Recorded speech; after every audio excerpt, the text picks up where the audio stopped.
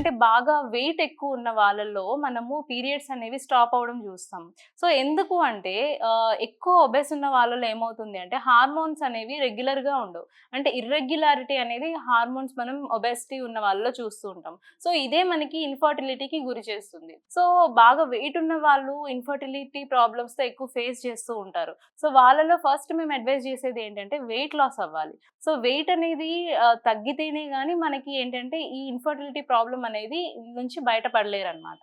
So, బాగా obese ఉన్న వాళ్ళలో గూడా చూస్తూ ఉంటాము. అట్లాగే థైరాయిడ్ ఇష్యూస్ ఏమన్నా ఉన్నా. సో, థైరాయిడ్ ఉన్న వాళ్ళలో గూడా మనం ఈ హార్మోనల్ ఇంబాలెన్సెస్ అనేది జరుగుతుంది.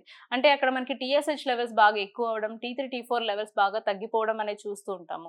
సో, ఈ థైరాయిడ్ ఇష్యూస్‌లో గూడా మనకి దానివల్ల మనకి ఒబెస్ అవ్వడము, అట్లాగే డయాబెటిస్ గూడా అటాక్ అవ్వడం చూస్తూ ఉంటాం. సో, ఇవన్నీ ఇంటర్ రిలేటెడ్ అనమాట. Hormonal issues. సో, దీనివల్ల గూడా మనకి పీరియడ్స్ అనేవి స్టాప్ అవ్వడం అనేది అబ్జర్వ్ చేస్తూ ఉంటాం.